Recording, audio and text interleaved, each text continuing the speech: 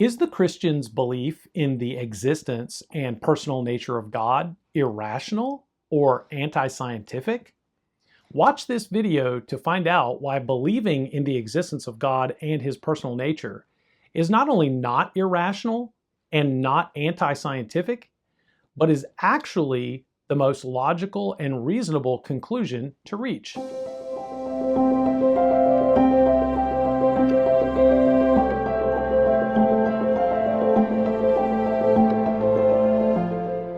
In his classic book, The Universe Next Door, James Sire writes that when it comes to the Christian worldview, the prime proposition concerns the nature of God.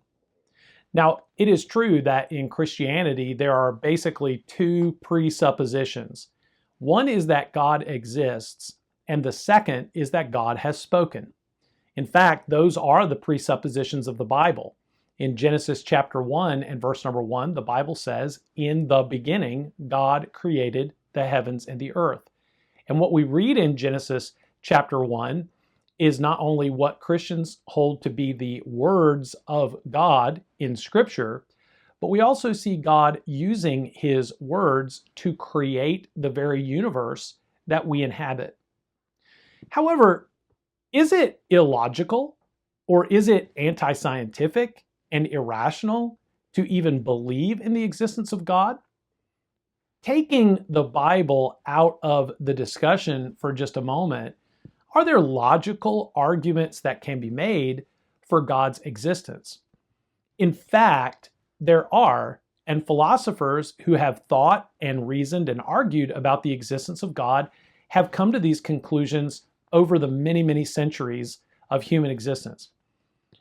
What I want to say today is that there are 5 logical arguments for the existence of God. There are probably others, but I want to just focus on these 5 arguments for God's existence when it comes to looking at a Christian worldview. First, the first argument in this discussion of the existence of God is what we refer to as the ontological argument. The ontological argument. Basically, the ontological argument states that our concept of God is a proof that there is a God. At least the ontological argument suggests that there is a God.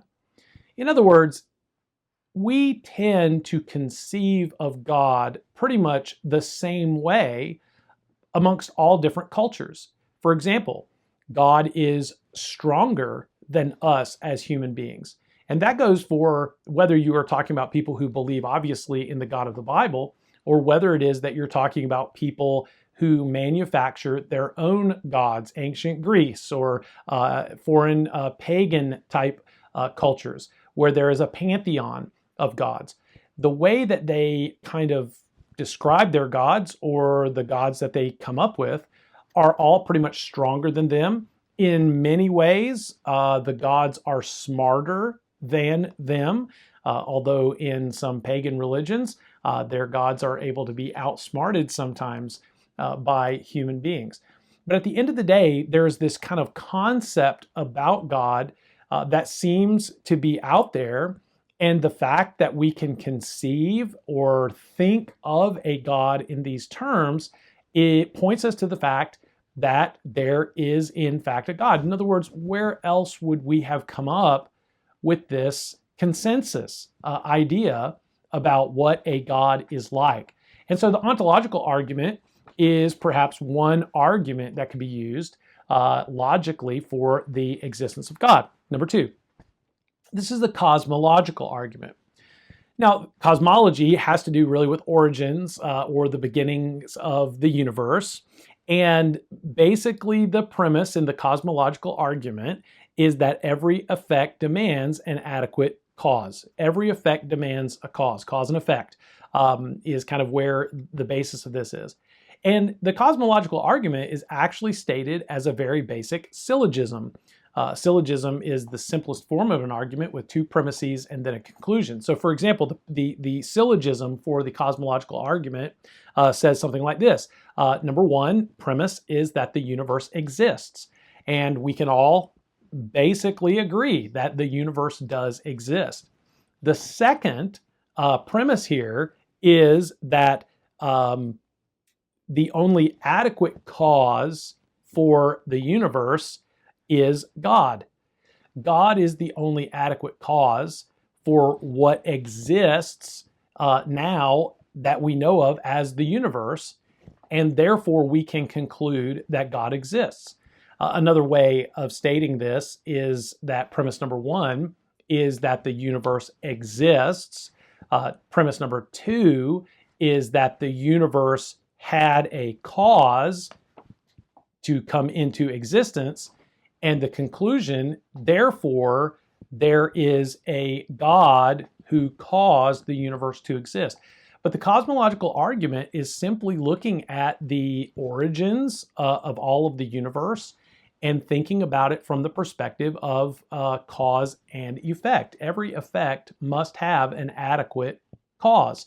And so therefore, when you look at the size of the universe, when you look at the complexity of the universe, but when you also look at the congruity or the harmony that exists within the universe, there's only one logical conclusion that you could reach, and that is that there was a causer, there was a creator, and that is God. So the cosmological argument is another logical argument about the existence of God. Number three is the teleological argument. The Greek word telos or teleos really has to do with goal or purpose. And so the teleological argument is an argument that sometimes we see in the intelligent design group. That is, design demands a designer. I have often heard the illustration, and perhaps you have as well, that you don't simply find a watch on the beach and pick that up with its gears and maybe the digital display or whatever it is that's on it. You're not looking at that watch wondering how that thing came to be. There's an obvious design to it. There's obvious purpose to its design. And so you know that this was a thing that was in fact created. And so when we look at the universe, when we look at the world, can we not recognize that there is clear design in everything in this universe? Design demands a designer. There is a purpose, there is an end, there is a telos to what it is that we see in the world. I come back to this argument of congruity or harmony that we mentioned in the cosmological argument. When you look at the solar system, there are so many things that defy kind of the idea that's out there about how the universe came into existence by a big bang or by accident, or that basically we're here from the result of some kind of chaotic event that took place in the far billions of years past. If that's the case, at some point that you would expect that there would be some harmonization and maybe even some uniformity even within our own solar system. And yet when we look at the planets, we see a great deal of diversity amongst the planets. And I'm talking about we're talking about our rotation of each planet. I'm talking about the rotation of the circumference around the sun. Every planet is distinct and different. There are aspects of each planet that are quite frankly unexplainable. So there's a design. There is a designer. When you look at the human body, break it down to its smallest cells, and you look at the function of each of those. You look at the digestive system, the heart, the lungs, the eye, for example. There's a design there. Design demands a designer. And these designs that we see within the creation defy an evolutionary process because there is no purpose to an unfinished eye. What would be the purpose there? The eye, in order to function and do what it does, has to come complete. And so there's a design. There's a designer. Teleological argument says that the design demands a designer. There's a purpose to this creation, and you can see that if you pay attention to it. But it's another logical argument to the fact that God doesn't exist. Number four is the universal belief argument. Mentioned this in the very first argument, the ontological argument, where that mankind has a concept or an idea of God that is generally the same across the board. The universal belief argument is basically just looking at human cultures across time and throughout history. And human cultures across time throughout history have believed in God or a God. And that universal belief about a higher being who is greater than us and smarter than us and stronger than us, more capable, provides for us. That universal belief, where does that come from? And it can be argued, well, that comes through evolution. Well, the arguments that religion or the belief in a higher being has somehow or another evolved, those explanations are inadequate to explain why this would have ever first come. So the universal belief argument is another, just a logical observation to point to the fact that if all of these peoples throughout all of history came to this conclusion that God existed, that it is logical that God does exist. Now, these arguments that we are talking about are not proofs. So we have to be careful not to confuse the fact. These aren't proofs that God exists. These are just simply arguments in favor of the existence of God. And every argument has to be measured and tested on its own validity. But these are arguments nonetheless that are there showing that God does exist. At least there's a logical basis for that. So number 4, the universal belief argument. Finally, number 5, this is the moral argument. C.S. Lewis in his classic book, Mere Christianity, begins with this idea that we all have within ourselves this innate sense of right and wrong. So that if someone does you wrong, you're offended by that and you recognize the wrong that is in it.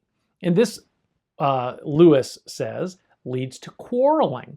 We quarrel between one another because you've done me wrong and that was the wrong thing to do. You should have done right, this right and wrong.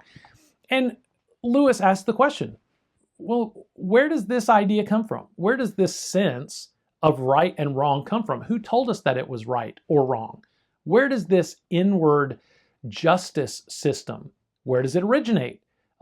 He makes a very good case that this inward justice system does not mesh very well with the concepts and theories of evolution. His statement in the book is that you cannot know what a crooked line unless you have a straight line to compare it to. In other words, we have an innate sense of what is straight, what is right, because God has put that there for us. You can't say what is right or wrong based on your own personal preference, because your own personal preference, it changes for every person, and therefore you could not have a right and a wrong. It's right for you, it's wrong for you, it's right for me, it's right for you.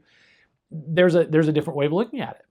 There has to be some standard that stands outside of human beings for us to get this sense of what is right and what is wrong. So the moral argument, that is the sense that all of human beings carry within themselves an innate sense of right and wrong, points to the fact that there is someone greater than us who designed us, who created us, who exists as a real person, that put that within us. And so the moral argument, our sense of right and wrong, is another logical argument for God's existence. So the existence of God, belief in the existence of God, and belief in the personal nature of God, that God is a person, these are not irrational, these are not anti-scientific even. These represent conclusions that are logical, that are reasoned, and Christians should be encouraged to accept the fact that belief in God and his personal nature are not just theological, but they are also logical. And so, friend, have you considered the existence of God, the logical argument for the existence of God? It is reasoned. One other great resource that you might consider as you are thinking through this aspect of the Christian worldview is Tim Keller's excellent book, The Reason for God, which basically points to the fact that belief in God is reasonable, it's logical. And so take these arguments, think on these things, be encouraged as you investigate a Christian worldview and assure yourself that you have a Christian worldview.